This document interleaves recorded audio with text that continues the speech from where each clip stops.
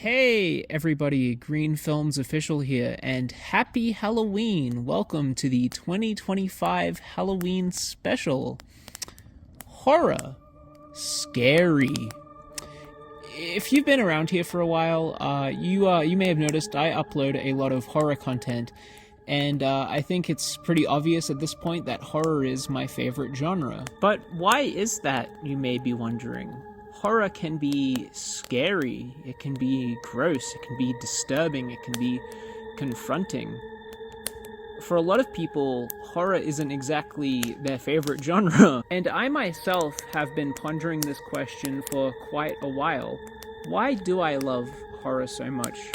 And for a while, I didn't really have a straightforward answer. My only real thing I could say was that, I don't know, you don't really pick what you like, I guess. This is a video I have thought about making for quite a while now, but I've always decided against it because I thought, well, you know, it's sort of like asking, why did you fall in love with your wife? It's like, it's too, like, you know, too abstract of a question almost. I don't know why I love horror, I just do.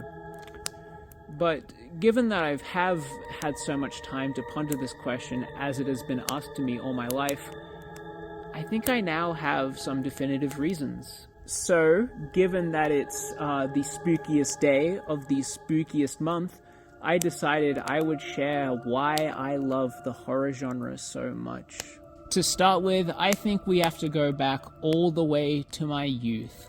When I was younger, I was born with a lung tumor. I was also born with hypertonia, which basically means that my muscle tone is not great. And for a while, I always felt kind of physically weak. I live in Australia, which is a pretty sports-heavy country, but I was never exactly good at sports, and I would sometimes get picked on for it, and I guess it sort of made me feel a bit vulnerable. Now, the lack of more than half of one of my lungs and my hypertonia is sort of what led me to enjoy film and other entertainment to begin with. I was always more of an inside person growing up.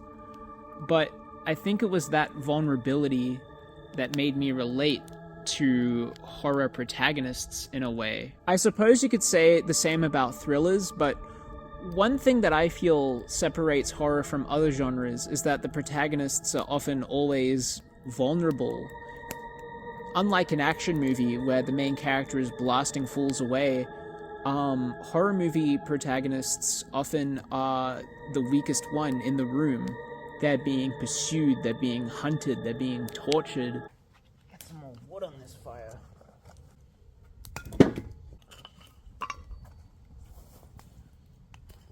And whether I realized it or not, whether or not it was just a subconscious thing, I think a young, technically disabled child finds a lot of relatability in vulnerability. I think the reason why stories of monsters like the boogeyman are so effective to children are because children who are like so weak and helpless and they don't understand so much about the world, they tangibly believe in things like a boogeyman that might hurt them. They need mommy and daddy to protect them. So, as a child, I think I always related to the protagonist of Slender the Eight Pages or Mike Schmidt from Five Nights at Freddy's because their vulnerability felt tangible to me, again, whether I realized it or not.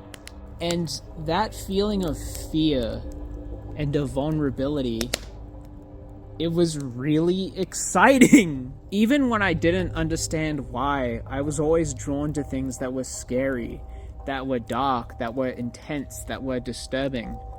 And I think deep down in my soul, it was because it made me feel alive. It was a reminder that I had a pulse. Horror was not always my favorite genre of fiction, and that's because even though I enjoyed plenty of horror, sometimes something would affect me on a really gut level, and I would be up at night thinking about it, scared of any shapes in the corner of the room. But now, as an adult, I've come to realize that's why I love horror so much.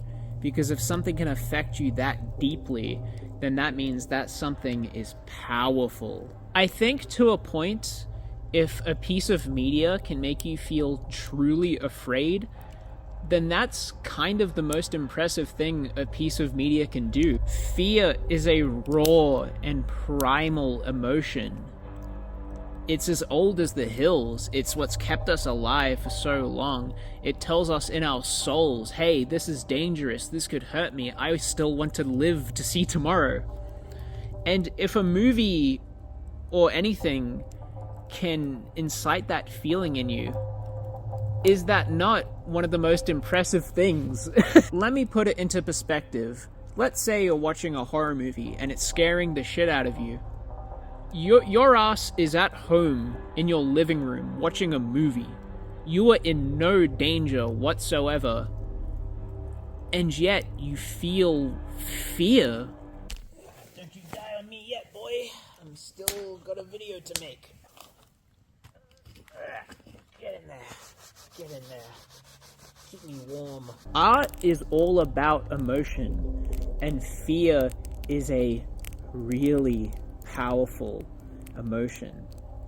And even if it's not as often these days, because I know what I'm watching is fake, when a movie truly scares me, I think that's something really, really special. So, is that it then? Is it about the thrill of being scared?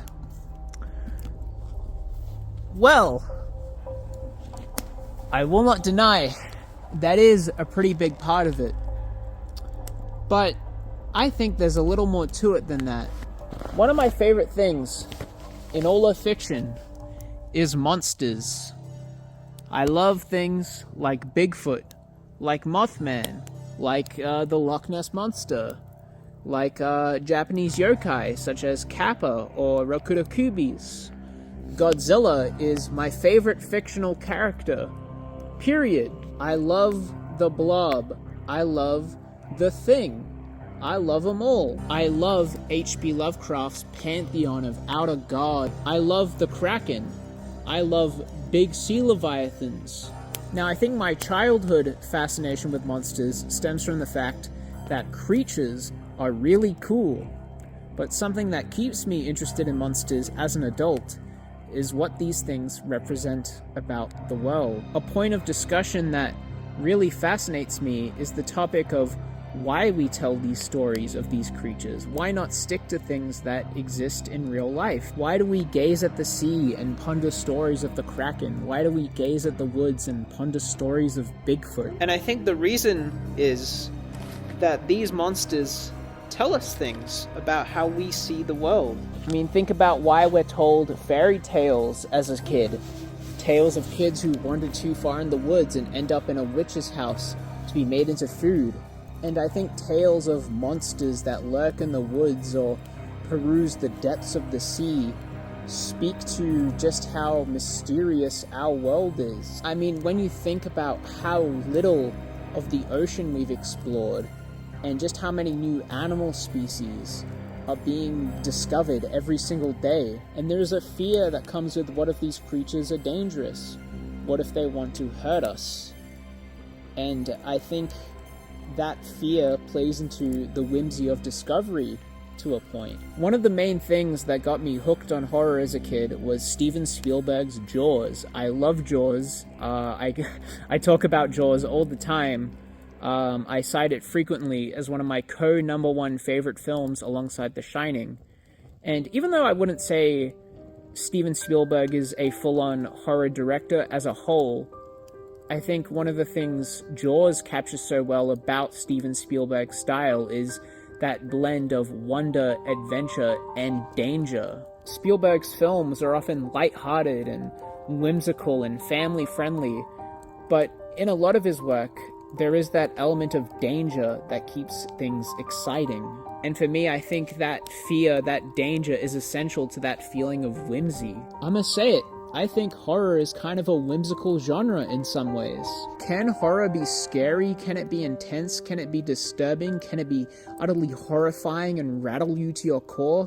Absolutely, but sometimes when I'm catching the bus home, I look out the window and I see a wide forest, and I imagine, hey, what if there's a creature just walking around in there? And something about that hypothetical excites me as much as it scares me. One of my favorite games ever is this little indie thing called Do You Copy, in which you play as a park ranger in your little tower, and you get a distress call from a hiker who claims that something is chasing him, and you have to lead him to safety. And over the course of the game, the creature starts to target you as well. The creature can mimic the hitchhiker's voice over the radio. Run. Now. You feeling alright up there? I didn't say anything. And there are parts where you can see its two yellow eyes staring up at you from down on the ground between the trees.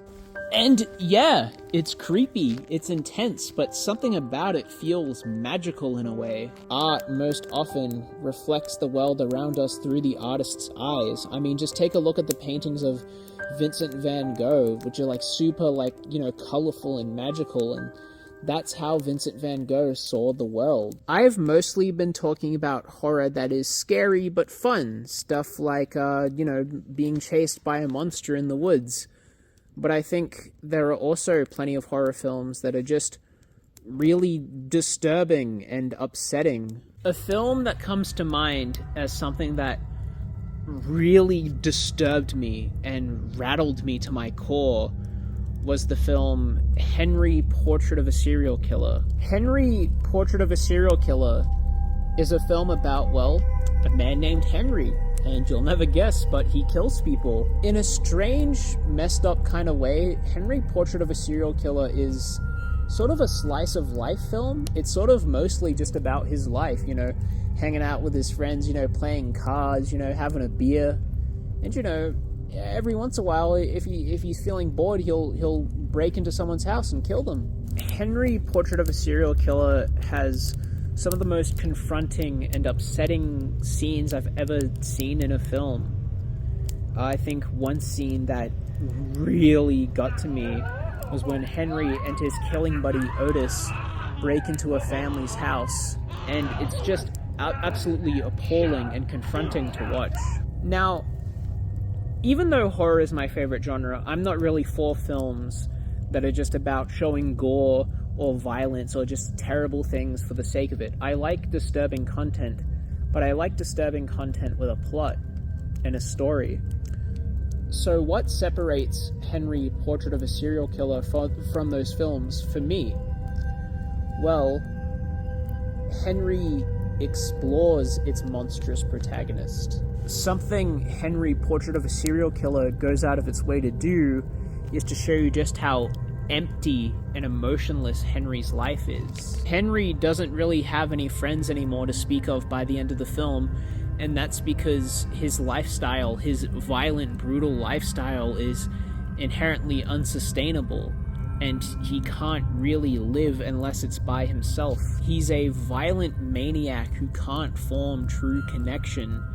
Someone will open up to him about their abusive childhood, and he'll just stare at them with these empty eyes because all he can see is someone who might be a future victim. Henry, Portrait of a Serial Killer is a very nasty and disturbing film. It does not sugarcoat the violence at all, and it is extremely confronting to watch. But I think Henry's story is a really important one because there are people like Henry in this world. And, art often reflects the world around us. Ignoring all sorts of different subgenres, of course, I think there are two types of horror. I think there are horror movies that are simply scary in a fun way, like, say, the Friday the 13th films or a monster movie. And then I think there are horror films that are scary in a genuinely disturbing and haunting way that really get to you on a gut level. And I think horror is somewhat unique in that way. Most genres, like say, action films are more often than not pure entertainment, whereas drama films are often just pure, deep and profound stories. Horror can do both. And I think that captures what's so wonderful about art and entertainment to begin with, right? The fact that it can be both entertaining and thoughtful. Horror doesn't exactly appeal to everyone for many reasons that I think are understandable. And if you're not into horror for any reason, then, I get it. And, I just want to say the point of this video isn't to change your mind or to tell you that you're wrong. I'm simply telling you why I like horror. And for me, again, let me label the point, art often reflects the world around us, and sometimes the world is a scary place. Terrible things happen all the time in real life. Just listen to the news, you hear about constant murders and stabbings or whatever. And I think the ability to take something about the world that's so scary and so life-threatening and so disturbing, and to make art out of it, to make entertainment out of it, I think that's really powerful. Whether you want to do a simple fun monster movie or something really disturbing and real like Henry, Portrait of a Serial Killer. So I guess the reason why I love horror so much is the old adage of, when life gives you lemons, make lemonade. Thank you so much for watching this video. I hope you enjoyed it. If you did, please be sure to smash that like button and subscribe to the channel if you haven't already. Your support really helps out.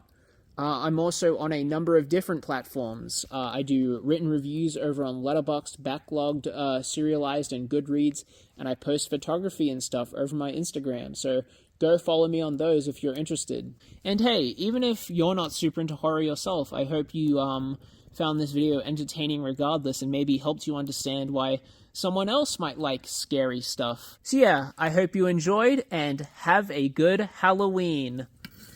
Bye!